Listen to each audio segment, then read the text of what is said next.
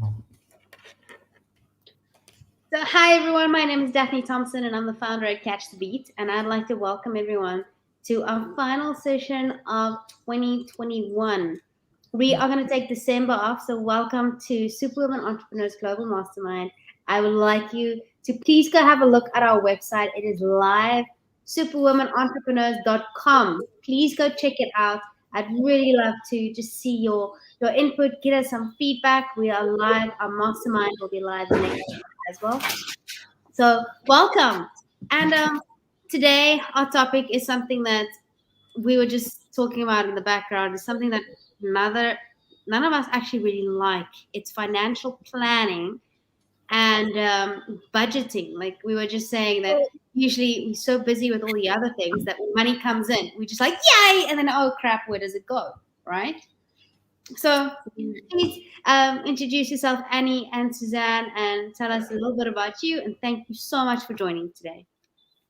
So hi, I'm Annie, and I run an immigration consultancy in Canada, and I help people to come to Canada or to stay in Canada, depending on what they're trying to do. And I also bring a lot of workers to Canada. So it's a great business because it's full of problem solving and looking after people. And I honestly, I love it. You've got your feet to the fire a lot of the time, but it's just a wonderful industry to be in.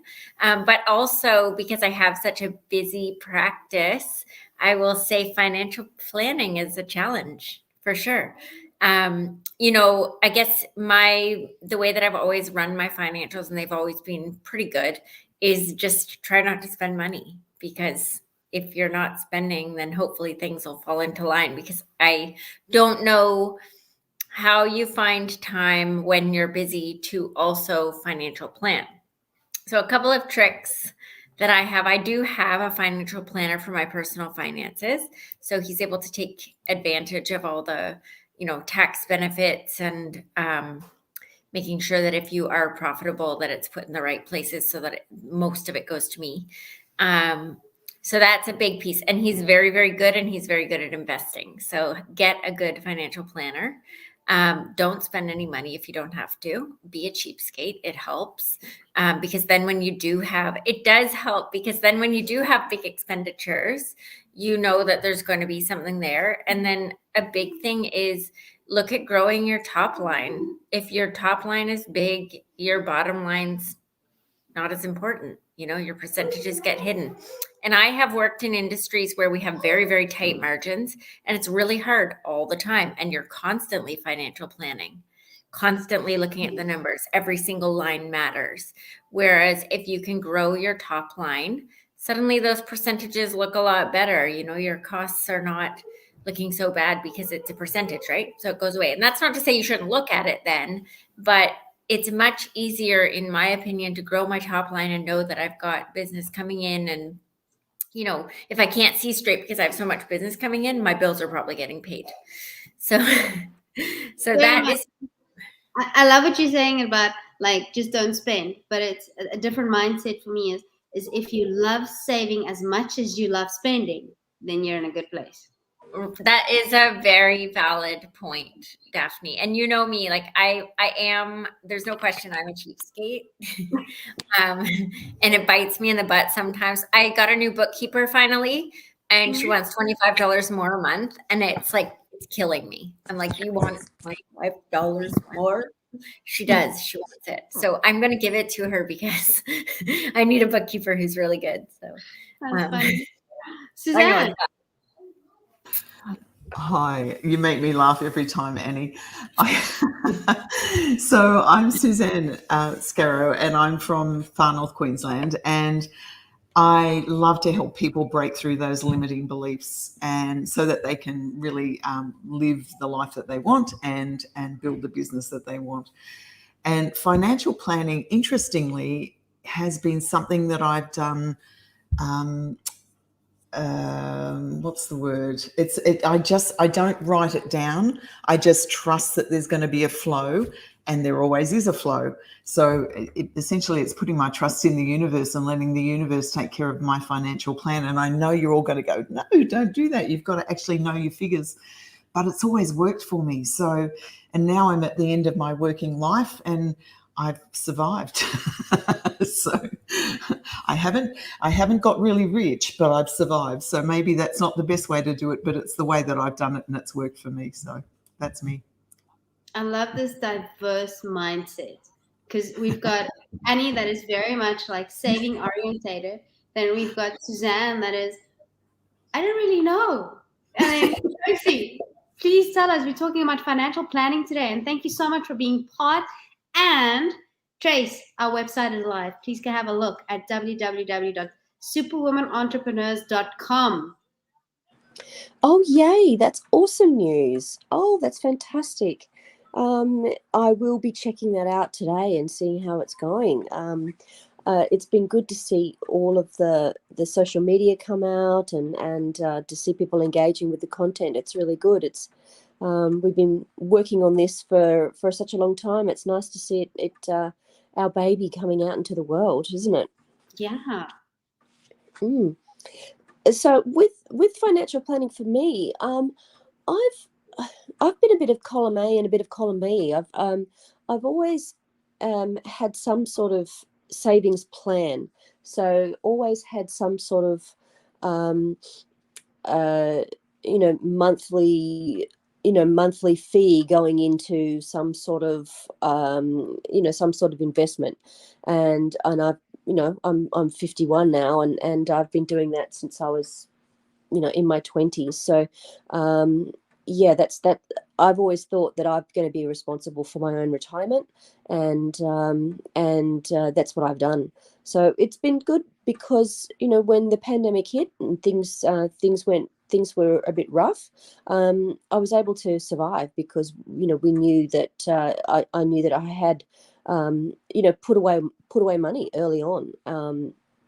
And that's just the joys of compound interest. It's just been growing, and when it's out of sight, out of mind, it's it just happens automatically in the background. It just goes into an account, and then I know that I I'm not going to need to touch that until I'm in my 60s and 70s. So that's been my plan.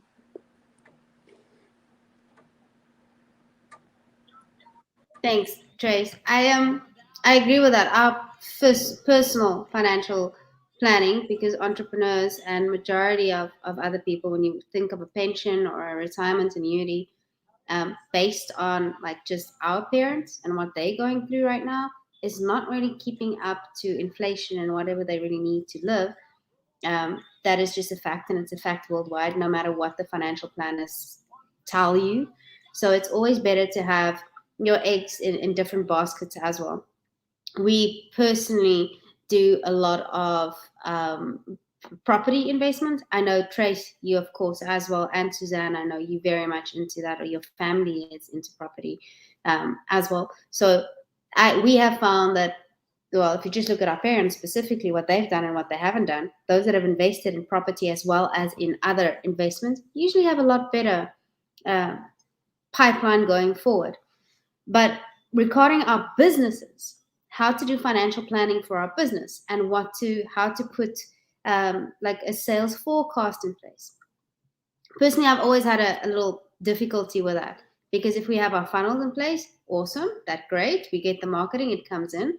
It's very dependent on our actual sales team, or if they can close, or if they can't close.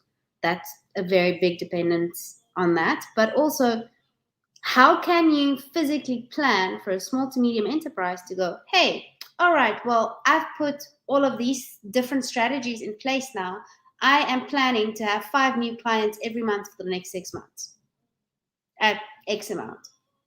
Like, how do you physically do that? I'd love to hear your input. Annie, you're on mute. I'm not anymore. So I actually did do a plan at the beginning of this year because it sort of programmed into me from being in the franchise world for so long. And I mapped out what I wanted my year to look like with regard to number of clients and total sales and all that. And I have not looked at it since then. So I have a pretty good idea of what a good month looks like and what a bad month looks like. And a bad month is when I have a week where I don't get too many calls and I panic. And it's usually about this much smaller than a good month. So that's kind of like Suzanne, I go by my gut. And if I had a few weeks that were starting to feel a little bit bad, then I would call Suzanne and then I would call Daphne and freak out for a little while, and then it would get better. But that's how I assess it. But that's what I mean. Yes, I have done the budget and I've done the plan, and this is what I need to do each month, and this is what I need to do each quarter. But for me in this little business, I don't feel it is as much of a tool as it was in the restaurant, which was doing a different level of sales. That said, I don't know that it was particularly effective there either, because when you're in franchises, they will predict a 2% increase in sales year over year, every year, no matter what. And that doesn't mean that's going to happen. When you're in those tight margin businesses, look at all the restaurants now in COVID. Try predicting anything. So I don't know. I think you need to have a guideline. And I think when you're starting out, you need to have a budget and you need to know what you can spend and what you can't spend. So that's the big thing. Can I afford this? But beyond that, I don't know actually how valuable a tool it is, even though it's been drilled down all of our throats our entire life that you have to have this. I think it may actually be taking up time that could be spent in much more valuable ways. I really like what you're saying, because what you're basically saying is that money management is more important than forecasting or planning. Yeah, that's it. Am I understanding that correctly? Yeah, exactly. So that's have some buffer. Yeah, that's amazing, because that's kind of how I also run the business. Is I have different accounts for every different thing that I want. So it's operations, if it is like owners, comp, if it is tax, profit, and then any project that I want. So if we want to do our Christmas party, it goes into a different account. If we have whatever extra thing is that we need, if we need new laptops for the team, for example, that goes into a different account. So every single project that we do, or everything task, has a different account, and that's kind of how I manage it, so that it keeps separate, and that I don't look at my top income and I'm like, oh, I'm rich right now, and then but I have all these other expenses. So that's kind of how we manage it. But Trace, I'd really love to hear how you do it specifically in your multiple businesses. Oh, it's a very good question. So I have a certain, obviously I've got a lot of costs that I have to make sure that they're paid first. So these are my my stakeholders, like my the people that I rent houses from for my business, for one business. And also there's also the operations for the software business. It gets a little muddled. I won't lie, and it's not my zone of genius. So I hire people who manage all of that for me, and I just make sure all the bills are paid, and juggle it from there. It's always a juggling act. I've never been able to forecast or look into the future. Last time I did that was 2019, looking into 2020, and well, we all know what happened then. So I think that was the universe telling me not to count my chickens before they hatch. So I've just been just making sure that everything's paid, but having having things that are also investments rather than just costs. So anything that I put away every month has to be something that's going to not be touched, in the ebb and flow of businesses. So yes, it's a constant juggling act. Guys, I just need to say that there's a massive storm here, so I'm probably going to have to drop off. I'm worried about electricals. No, thank you so much. That's fine. Thank you for joining, and happy Christmas, and have an amazing New Year. And to you guys as well. It's great to talk to you. Let's have a chat and a drink very soon. I would love that, a virtual one. Yes. Happy Christmas, Trace. Thanks. Yeah. You too. Bye. But now that we're talking a little bit about planning as well, we'd love to hear if there's some of you that would like to be interested in a retreat with us to get, if we can get a retreat together, maybe in Mexico, or I know Tracy is very keen on Bali or one of those places. Suzanne, you're probably also more on that side of the world. Yes. But that if you're interested in that, we'd love to hear from you to get a proper Superwoman Entrepreneurs retreat going where we can do some amazing things together, like on a yacht, and we can have masterminds happening as it is. Or I keep seeing Croatian cruises to Greece and Croatia. They're luxury cruises. They're probably a fortune, but it keeps coming up on my internet, and I want to go. It's a hint from the universe. I feel like it is, but I also think they're probably super expensive, like luxury, exclusive. We need to keep growing our top line. Yeah, but that's part of planning. So again, how I would manage it is cool. That's the vision. That's what we want to get. Different accounts. Croatia Crew Lines account, and that's just where all the money goes in until I have enough to do. I actually saw that there's the Ritz hotels or something also got a cruise line, is a luxury yacht line that's currently happening, and I was like, I want to see that one. That looked really, really nice. Yeah. But all right, let's get back to our financial planning and our business owner. But again, this is kind of one of the reasons why us as business owners took the risk, right? To be able to do these things and to be able to have the freedom to take the risk in order to do what we really want, right? So, all right, so now we're in Christmas and next year is coming. So, Annie, kind of like based on this year and last year, what is some of the financial decisions that you would make more or better going into next year? Well, I'm sure you know this about me, Daphne, but I assume because January 1st is going to come, that is also the day that my sales will just drop off. That's what happens. January 1st, sales are done. Yes. This is my son visiting. So that is, I really do. Fortunately, we had a pretty good week, so I think I might make it through December. But yeah, so my plan please welcome, this is my son, Jack. He's a ham. He's waiting for me. Can you give Mommy a few more minutes? I'll open this. So my plan actually is to budget this year because I have 2 years of sales.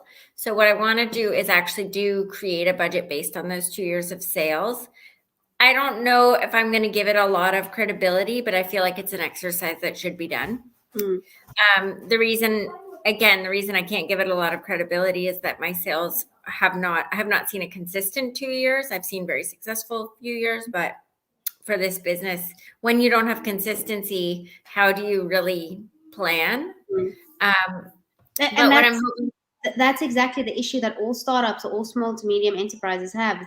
Either they don't have a history in order to be able to create a forecast, or it's so inconsistent that some months, like you say, are amazing, and other months you're like, why did the phone not ring?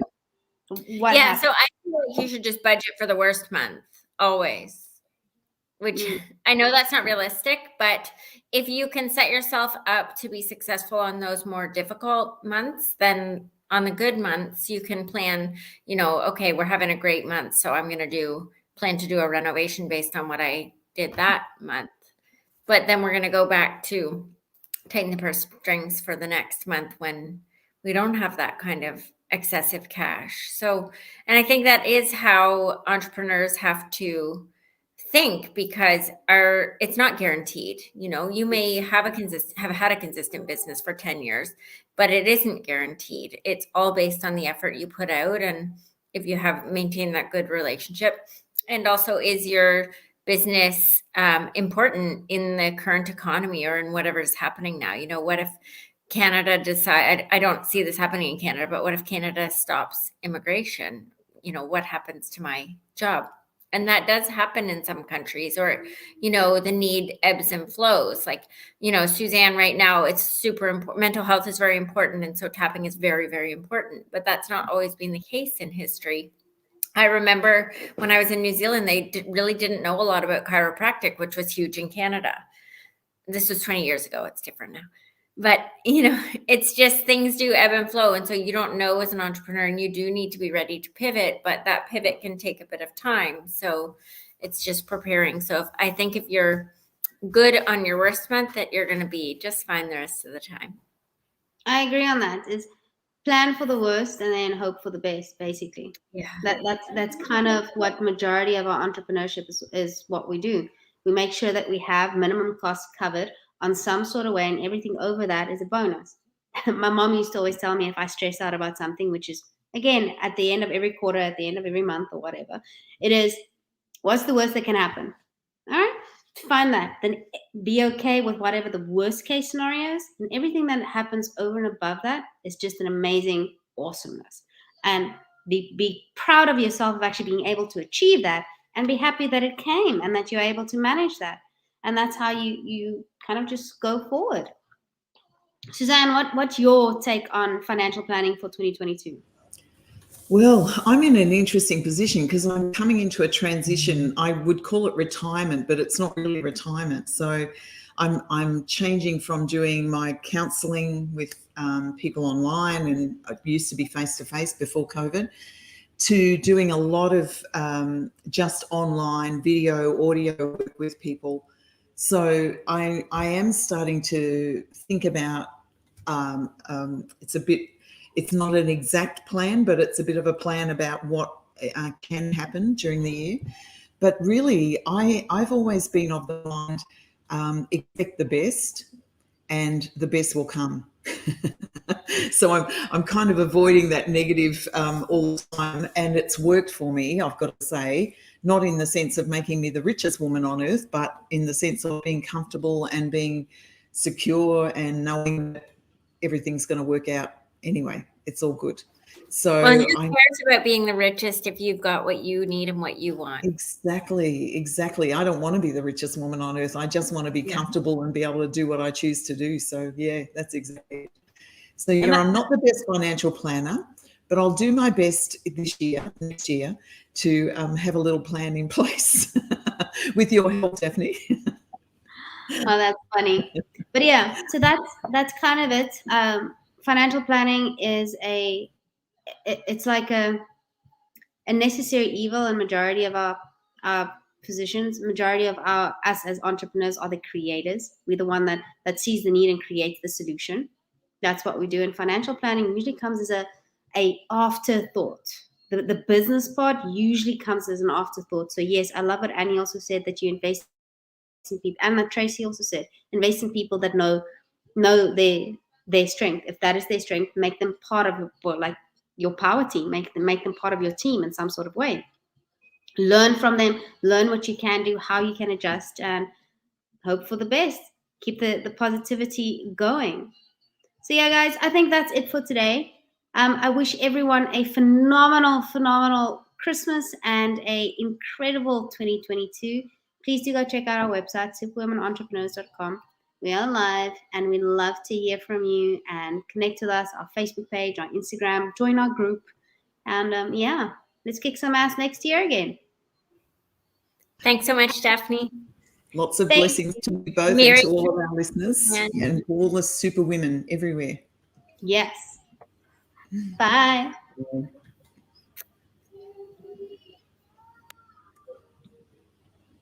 Yeah.